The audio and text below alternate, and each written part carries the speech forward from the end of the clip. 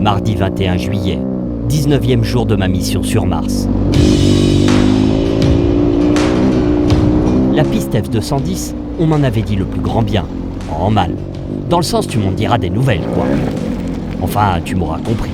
La F210 contourne le Myrdasio-Kul, 4e plus grand glacier du pays. Et fallait pas y aller.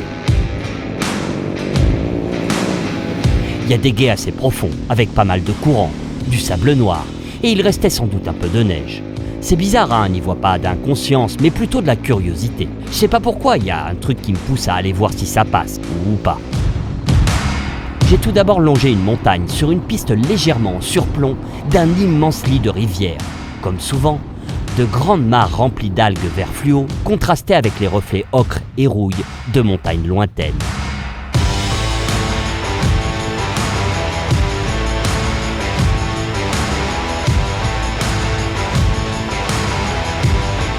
Lorsque là, au loin, j'ai aperçu un truc, fluo, comme les algues, se déplacer sur la piste. C'était un Allemand avec un quad, bien équipé, qui venait sans doute de franchir brillamment tous les obstacles de cette piste pour m'annoncer la bonne nouvelle, que ça n'allait pas être de la tarte, mais que si je me démerdais bien, ça le ferait, que j'allais passer. En fait, non, pas vraiment. Are you coming from 2010? Yes, but the water was too much speed for me. I don't go to the water. You can 50 kilometers. I say too much speed in the water. Not too deep, but too much speed. You want we test together? No, you stop. It's a nice tour here. Anyway, you're right. Bon ben voilà. Il y a une rivière pas trop profonde mais trop de courant. Donc il n'a pas osé y aller. C'est 50 bornes. Hein. C'est-à-dire que ça fait 100 bornes le détour pour rien. Ça passe pas. Nice, hein. En même temps, regarde. 50 bornes comme ça, je vais pas me plaindre. Hein. C'est trop beau.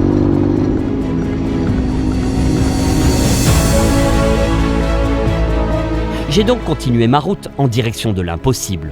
Je sais pas si tu sais, mais l'impossible, c'est beau. L'impossible, ça passe par le Markafjordjufur, une gorge profonde de 200 mètres. Une plaie béante dans des roches volcaniques incroyablement colorées.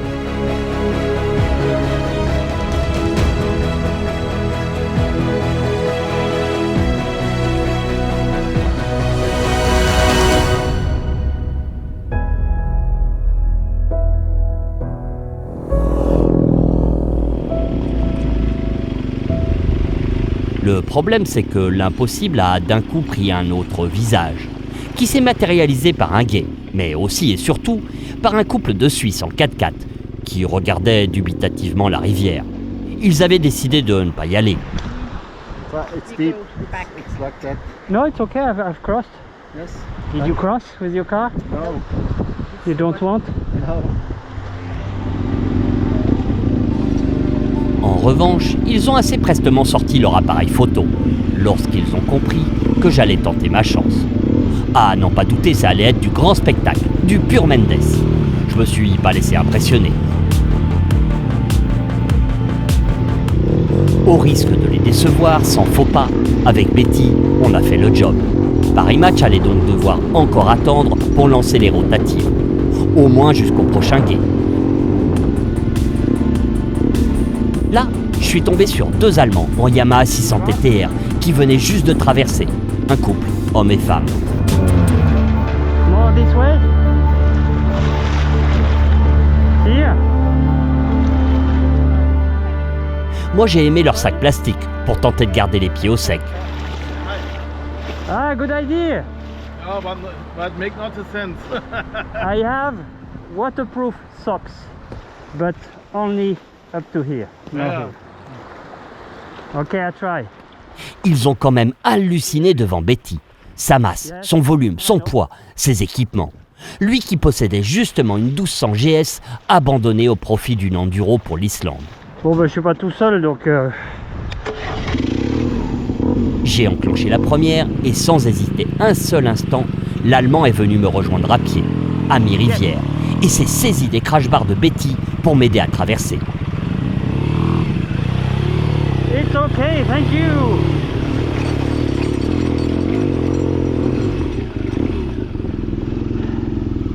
De l'autre côté, on n'a pas forcé pour sympathiser. Thank you. Welcome.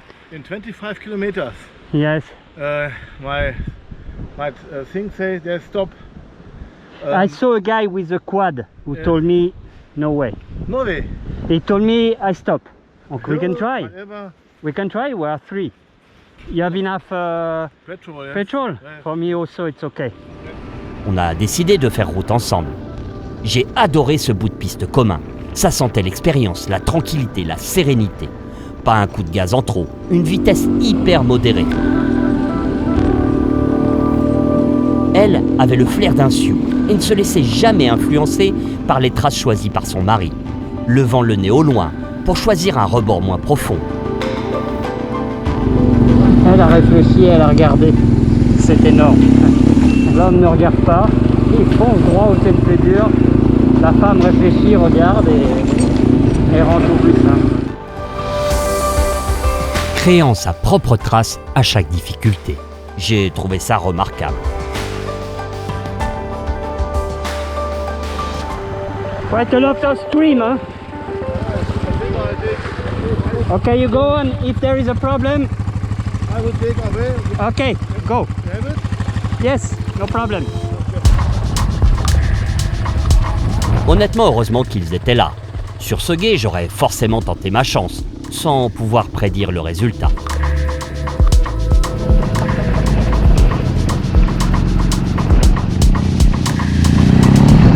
Wait, I'm on a stone.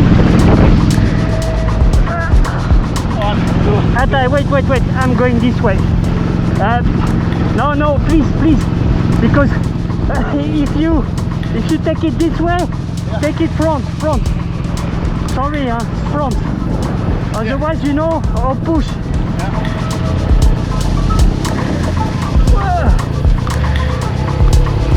Thank you so much.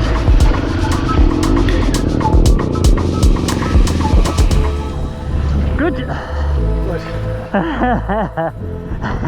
3 bags, sorry. Bike driver. Stupid bike driver, really.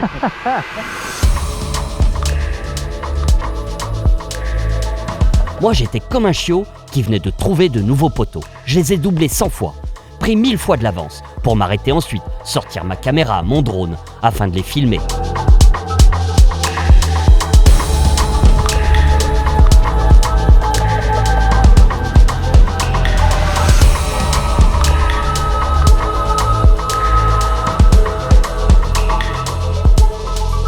Avant de tout ranger et de les doubler à nouveau. On est restés ensemble toute la journée. Enfin presque, car à un moment, à force de lâcher le guidon pour déclencher les caméras d'action, le résultat d'une petite langue de sable et d'un gros caillou vicieusement caché en dessous. Ma seule main restée au guidon n'aura pas suffi à redresser la situation. Pour la première fois depuis 15 jours, je venais de m'en mettre une bonne au milieu des cailloux. Très vite, je me suis relevé et prié pour que Betty ne soit pas blessée. Oh putain, qu'est-ce qu'il y a? Dans ces cas-là, je redoute toujours de percer un couvercle de carter. Attends, il y a je sais pas quoi. C'est quoi ça?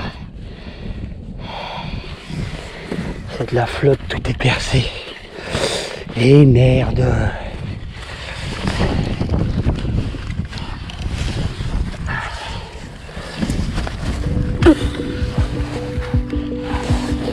Une fois de plus, l'Islandais est venu à mon secours. Just need a help to lift it, if you don't mind. Maybe the 1, 2, 3. That's okay. I got it. Thank you so much. Ça c'est un trou et c'est moi qui viens de le creuser. Trop de choses en même temps, trop. Et ici quand tu sors, c'est de la grosse pavasse. J'ai du bol, Betty a rien. Mais bon, les bagages qui commencent un peu à se barrer. Et je vais essayer de refixer tout ça. Le problème c'est que le plateau il est en train de se tirer. Donc là, il faut que je m'en occupe. Il va falloir remédier à l'histoire. La papate. La papate au pépère. On va y retourner, hein. En mode calmos. J'ai repris la piste, enfin la rivière. En repensant à ce petit bout de chemin et d'entraide partagé avec ce couple d'Allemands. De quoi éditer la première règle du voyageur. Ce que l'on te donne, prends-le, le plus simplement du monde, sans jamais chercher à discuter, ni même chercher ce que ça a coûté à celui qui a fait ce geste. Car forcément, la deuxième règle du voyageur ne tardera pas à se présenter. Et ce fut le cas à ce poste de ranger où j'ai trouvé un Islandais, dubitatif, interrogatif, avec sa Vestrom 650 raide de neuve, permis tout juste en poche. J'ai bien senti qu'il crevait d'envie de vivre une aventure, son aventure, mais que son manque d'expérience le freinait. It's cool, it's cool. You are right to do this, you are right. Yeah. Like this one is at least without rivers. There are two here. On ne prenait pas vraiment la même direction, mais je lui ai proposé de faire un bout de piste ensemble, car c'était l'heure de rendre ce que l'on venait de me donner, sans rien attendre. All right. Fun time. I'm going 4.7 kilometers and after I'm turning right on 2035. Yeah, I'm just gonna be on like 208. Okay. Je lui ai même laissé le choix. Wanna go first? Whoa. Thank you. Okay, have fun. Avec l'habitude, j'ai appris à ne pas trop me diriger vers les remous. J'ai choisi un endroit plus calme. Je me suis mis debout sur les repose-pieds et ouvert la voie dans la rivière. J'ai joué tout en douceur, sans démonstration de force, ni excès de style. Ça l'a rassuré, il a dû se dire que c'était jouable.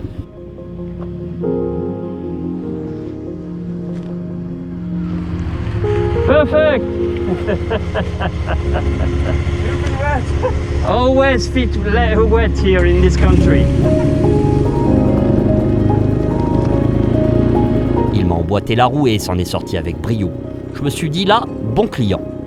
On a poursuivi sur la piste avec les mêmes intentions. Cool, tranquille, sûr et propre. Dans mes rétros, le type suivait sans difficulté jusqu'à cette montée un peu plus raide. Je suis passé de l'autre côté et là, plus personne. Demi-tour fissa, hop! Je repasse la crête et trouve mon coco en train d'enquiller d'énormes coups de botte dans le repose-pied arrière tordu. Are you okay? It's broken? Sans doute l'adrénaline. Je le sens vexé, agacé, pour plein de raisons. Son rêve venait de percuter la réalité, lui aussi. Ça me l'était meurtri. Do you have a traction control on it? Do you remove it? Yeah. You have to. Qu'allait-il dire à tous ceux qui l'avaient pris pour un fou lorsqu'il s'était lancé dans une telle aventure? Sorry for you, hein? Et lui n'avait-il pas été trop ambitieux? J'ai tout de suite repositionné le débat, en lui disant que c'était super courageux de s'être lancé ainsi, d'avoir osé. Que ce n'était qu'une moto et que seule la première rayure comptait. Bizarrement, les autres sont moins douloureuses. Que sa Vestrom était bien mieux là que dans son salon. Que faire des choses avec sa moto était bien plus important que le simple fait de la posséder. Quiet. Breathe first. It goes or it's not. Ah. La valise de gauche s'était arrachée, le support de repose-pied était tordu. Ah, you're gonna lose it, hein? Pour la valise, j'ai sorti mes colliers Rilsan et une bonne sangle. J'ai remis en place son pare-main gauche en lui disant que ça pourrait encore lui servir pour les prochaines chutes, qu'il ne manquerait pas d'arriver. Non pas en raison de son petit niveau, mais parce que les choses étaient organisées comme ça. Should be okay. It's nothing. I'll be fine. Okay. I'm gonna go a little bit slower. Let you. Drive safe. Yeah. And, It happens. No worries, huh? It happened to me yesterday. okay. So. When, Sorry? can I give you this back? No problem. It's for you. No, it's not a problem. Don't worry. What's your name? Laurent. Moi-même, je n'avais jamais été aussi loin de ma dernière chute et si proche de la prochaine chute. Bref, on a bricolé et d'un coup, sa meule avait meilleure gueule. Je l'ai remis en selle et même accompagné pour son démarrage en côte. Je pense que seul le mec aurait fait demi-tour et on serait resté là.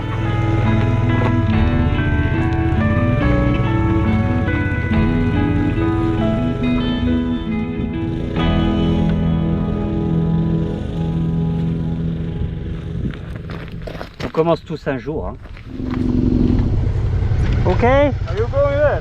Yes, I'm going to 35.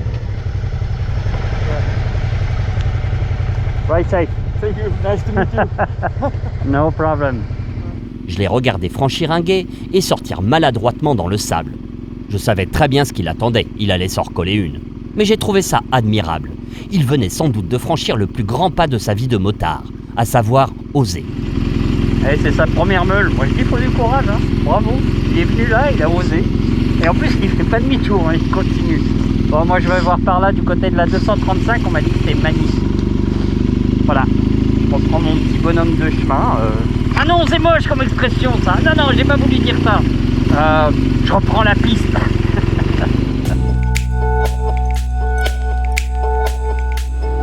J'ai bifurqué sur la piste F235, vers le Landisior. Conseillé par aucun guide ni carte, juste une indiscrétion lâchée par une ranger. T'aimerais quoi? Que je te parle de l'Islande? Pas besoin de t'en parler, regarde. Du désert, des pistes de sable noir, des coulées de lave, des glaciers, des volcans, et puis beaucoup tout seul aussi. Cherche pas à récupérer des traces avant de partir aller visiter l'Islande. T'achètes une bonne carte routière, tu repères toutes les pistes en F qui traînent, qui sont beaucoup sur les Highlands et sur le centre, et puis après une fois sur place tu refais tout. Bah ouais, parce que forcément il fait moche au nord quand t'as prévu d'aller au nord, et il fait beau au sud quand t'as prévu d'aller au nord aussi. Et puis voilà, après viens et improvise sur place. Une longue vallée de sable noir rectiligne et un lac aux eaux bleutées de plusieurs kilomètres de long, perdu dans les hautes terres d'Islande.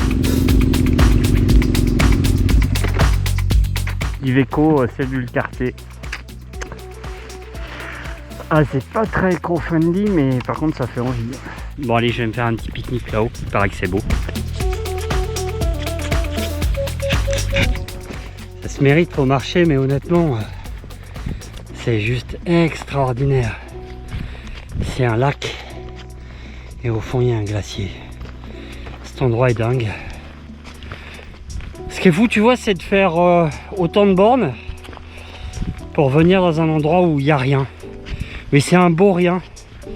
Donc c'est important d'aller voir les beaux riens. Je dirais même c'est un magnifique rien. C'est fou. Je sais pas. Je sais pas te décrire ça. On devrait inventer des adjectifs pour l'Islande. La vue m'a rendu philosophe. Philosophe à 2 balles. Non, parce que de la balle, ça suffit pas, quoi, tu vois. T'as vu?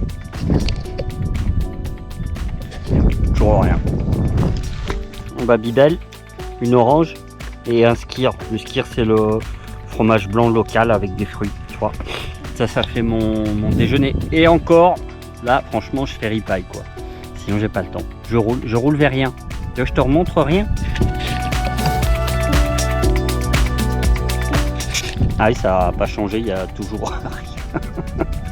Mais c'est trop beau, rien.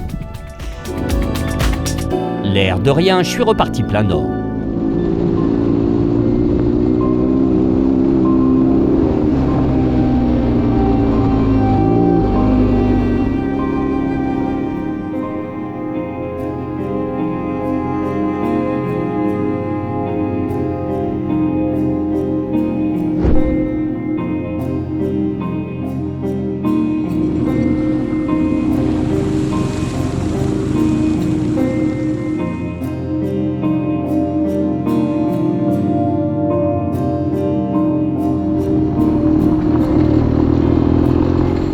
Direction le Rauneia Highland Center, histoire de dormir un peu au chaud.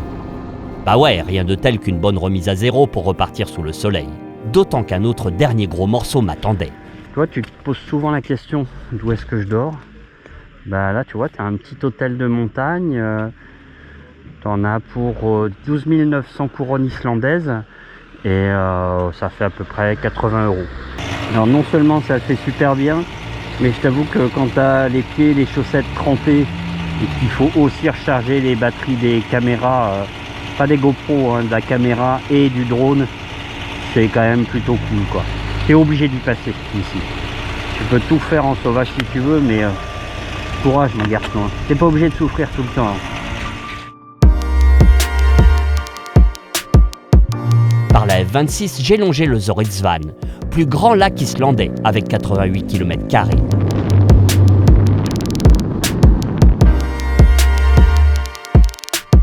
Splendide avec sa couleur turquoise, caractéristique des eaux de glacier.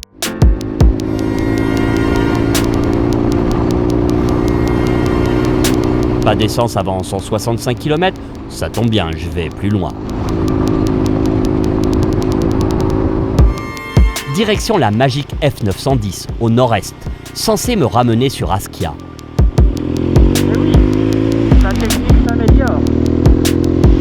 Parfois t'as un peu de mal à trouver la piste. Hein. Faut essayer de repérer les pistiques, les bâtons au loin.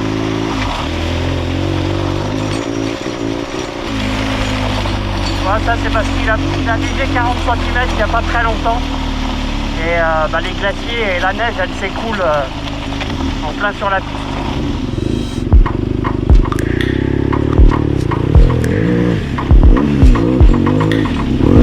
Un peu bourrin. Et on va pas la faire comme ça ici. Il y a des grosses pavasses. On va la passer à l'ancienne.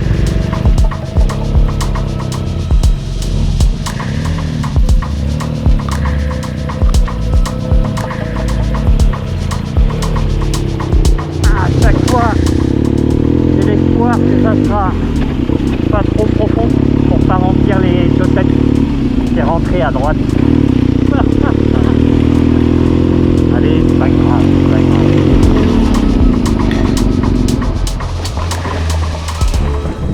Écoute. T'entends rien? Là, c'est un peu normal. Parce qu'il y a rien. F910. Je te la conseille. Normalement, elle est réservée aux voitures avec les très gros pneus. Et il paraît qu'il y a peut-être un endroit qui est fermé, mais il y a un autre endroit où on peut passer. Tu vois, c'est ça l'Islande. Si tu as envie un petit peu de te parler à toi-même, quand tu t'enquilles sur une piste comme ça, tu te dis que voilà, va falloir un petit peu réfléchir, gérer, pas s'emballer. Et puis se décontracter et profiter, c'est juste incroyable. Allez, j'y retourne. Au croisement de 3 pistes, la première règle du voyageur, accepter ce que l'on t'offre, s'est à nouveau présentée à moi. Je venais de m'arrêter pour vérifier la bonne direction lorsque j'ai aperçu un énorme camion arriver. Mais un truc du genre vieux berlier.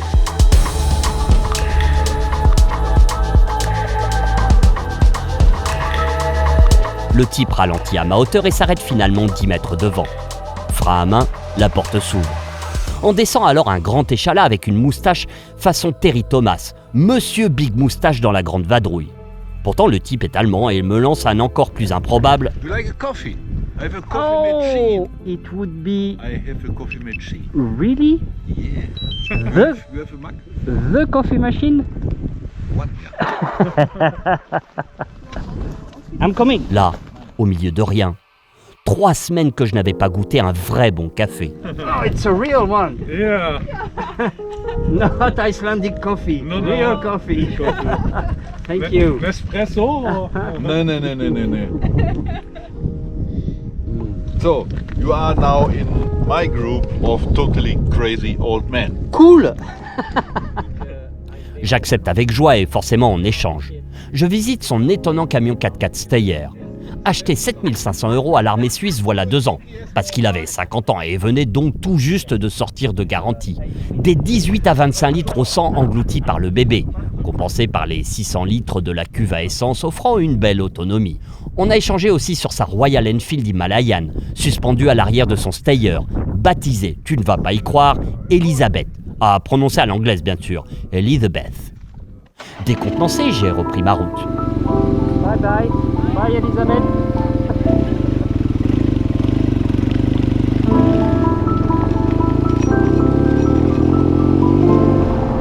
Quand même le plus gros mytho de la Terre, tu vois. Je te dis que je passe dans des endroits où il n'y a personne et en fait, je bois un café au milieu de l'endroit où il n'y a personne.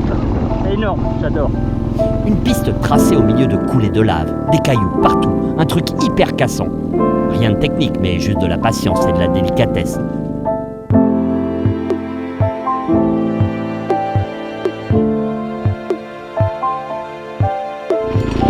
Là, je commence à comprendre pourquoi il faut entre 6 à 8 heures pour faire 120 bornes.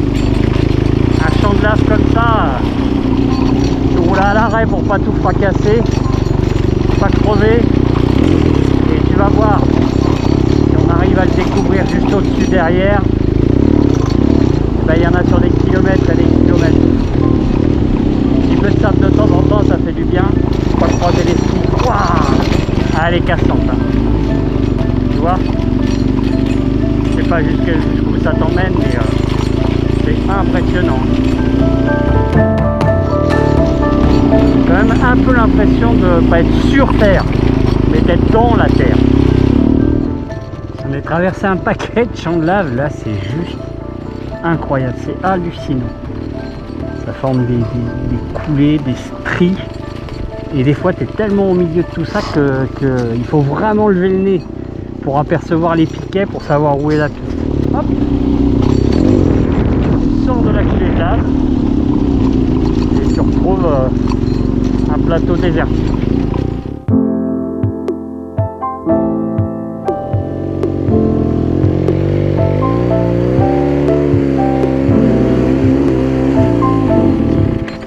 Ah oui, quand elle raccroche, comment dire, je crois que j'ai creusé une tranchée.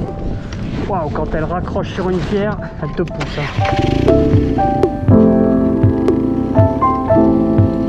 Peu importe l'heure, déjà bien avancée, à laquelle j'allais arriver. Dans cet étonnant labyrinthe, Betty m'a invité à la prudence. Et elle a bien fait, car tout d'un coup, j'ai ressenti quelque chose de légèrement différent.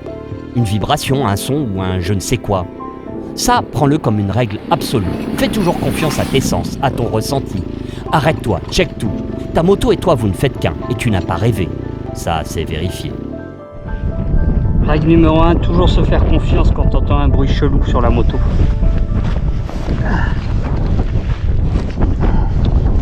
Le support il a cassé et il va pas faire long feu.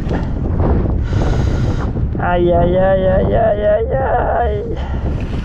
Ok. Là, je vais pas avoir 300 solutions, hein. Alors, ça va faire un peu de poids en moins. Le support de bagage venait de rompre et léchait très légèrement le pneu arrière. J'avais plus rien pour réparer. Entre 6 et 8 heures pour faire la 910. On va dire 8 heures avec une petite réparation au milieu.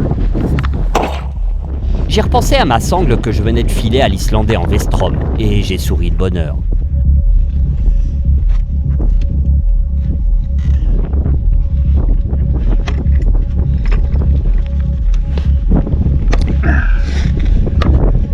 Ça c'est bon. Savoure. Bon apparemment la partie arrière. Le défaut c'est la partie arrière. Je me suis démerdé avec ce que j'avais avant de remettre en route vers 10 bornes de sable noir. Au milieu de cet enfer provoqué par les entrailles en feu de la terre, j'ai même traversé une langue de neige. Ah si, tu vois bien que c'est possible. J'ai rejoint une immense étendue de sable noir, mou, profond, exigeant un minimum de 70-80 km/h. Tu vas avoir du mal à me croire. En Islande, il y a une tempête de sable là-bas. Donc là, je vais me prendre cher pendant quelques kilomètres. Le vent s'est levé et... Ferme l'écran. Une tornade.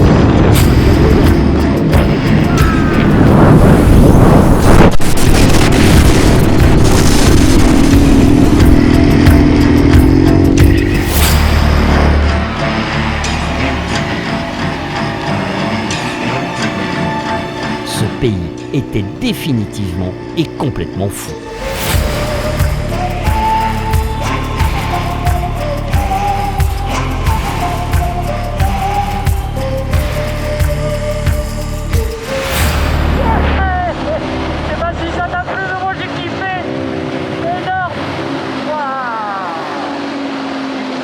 Avec de la bonne trace de cascade bien porteuse. Là, après une telle description flamboyante, tu te dis que l'Islande à moto, c'est pas pour toi. Eh bien non, justement, c'est exactement l'inverse que j'avais envie de te transmettre à travers cet ultime épisode. Alors il y a un truc qui ne peut pas t'arriver en Islande, c'est que tu te perdes. Il y a des panneaux partout. Même pour les pistes, il y a des panneaux. Donc t'embête pas trop à chercher des traces, des itinéraires. T'achètes une bonne carte, tu regardes tout ce qui est marqué F comme route, F910, F210, c'est du off-road. Il y a même une carte des VTTistes qui montre aussi, ou des mecs qui roulent en vélo, qui montrent les gués les plus difficiles à passer. Donc voilà quoi, t'emmerdes pas trop, puis tu veux pas te perdre. Je t'expliquerai, je te montrerai ce soir comment j'ai fait moi. D'accord ? En fait, la seule vraie difficulté ici, c'est de demander ton chemin. Tu peux pas te perdre, mais tu peux pas demander ton chemin. Pourquoi ? Tiens, essaye de prononcer le truc là-bas. Mahduraladur. Un truc comme ça, quoi.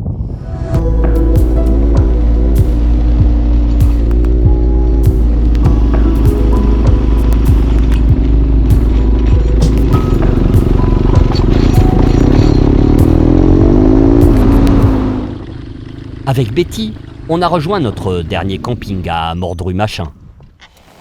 Je t'ai dit pas trop de prendre la tête avec des traces GPS et tout ça avant de venir en Islande. T'achètes 2 cartes. La première, c'est celle où il y a tout le bordel, c'est celle qui grimpe à l'eau, c'est celle que tu sors pour tout noter. T'en mets partout, tout ce que tu veux faire, les spots t'entourent, tu repères tout ça. Et en fait, ce qui est important en Islande, c'est que toutes les routes tout-terrain sont repérées. Voilà, le off-road, ça n'existe pas. T'oublies, c'est juste interdit. Mais on s'en fout, vu que de toute façon, les routes tout-terrain, elles sont autorisées. Et il y en a vraiment pour tous les niveaux. Donc tu fais comme moi, tu vois, tu repères tous tes endroits, hop, et puis après, tu as une deuxième carte bien propre. Et après, tu ne gardes sur cette carte-là, colle un peu, tu ne gardes sur cette carte-là que ce que tu as fait, tout est tracé. Ça, c'est plutôt sympa. Il y a 2 autres cartes qui sont vachement importantes. Il y en a une qui est payante, je crois, c'est International Photographer Islande. Cette carte-là, elle répertorie tous les endroits où ça mérite d'aller faire un tour et de faire des photos, où c'est juste magnifique. Et il y a une dernière carte que moi je te conseille énormément, c'est celle pour faire du vélo en Islande. Elle s'appelle cyclingiceland.is. Tu la trouveras sur ce site web, elle est gratos, tu la télécharges. Et pourquoi elle est top ? Elle indique aux mecs qui font du vélo, donc qui sont un petit peu plus fragiles que nous, les endroits où il y a du sable profond, les routes où il y a moins de 100 bagnoles qui passent par jour, donc si tu veux te faire de la route, c'est quand même génial. Elle indique aussi les gués, et elle indique surtout les gués qui sont habituellement difficiles et profonds à franchir. Et elle indique quelques endroits où c'est rigoureusement interdit de faire du camping sauvage en vélo, parce qu'il n'y a que en vélo que tu peux, ou à pied, que tu peux poser ta tente un peu partout, à peu près, quoi, on va dire. Parce que quand tu es motorisé, en moto ou en bagnole, c'est juste strictement interdit. Donc voilà quoi, 2 cartes. Mais celle-ci, ce qui est sympa, c'est que j'en ai cherché pas mal. Elle doit être au 1/425 millième, je sais plus. Et du coup, c'est une des plus détaillées que j'ai trouvées. Tu vois, parce que par exemple, celle-ci, elle est un peu moins détaillée. Donc voilà quoi. Tu gardes quand même un GPS avec toi pour savoir où tu es et où est-ce que tu veux aller. Mais honnêtement, je pense que l'Islande, comme c'est pas très grand en plus, tu peux avoir des cartes vraiment détaillées. Ça mérite un petit retour aux cartes, tu vois, à l'ancienne. C'est pas mal. Mercredi 22 juillet, avant-dernier jour de cette expédition.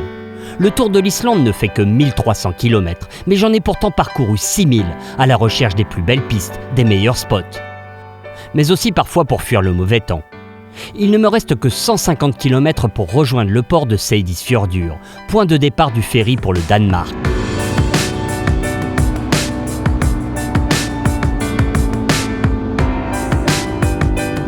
Mais je ne résiste pas à l'envie de te montrer un ultime spot, la source naturelle d'eau chaude de Laugarvellir. En fait, à un moment, tu te demandes si c'est bien au bon endroit. Mais regarde bien, viens voir.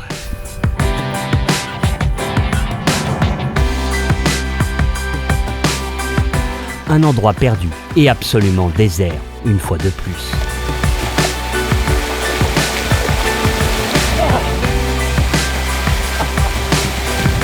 Ça, je te dirais un bon 40, ouais. Le problème, c'est que je serais pas moyen de régler le terme de sport.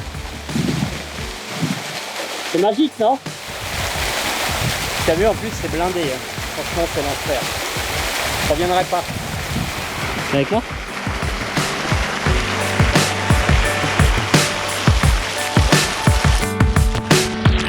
C'est ce genre de pépite que te réserve l'Islande.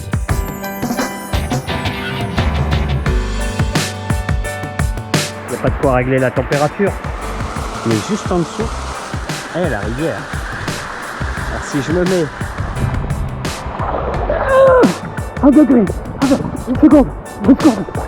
Attends, go, stop. Elle est congelée. Ah, finalement, je vais prendre de bain fou.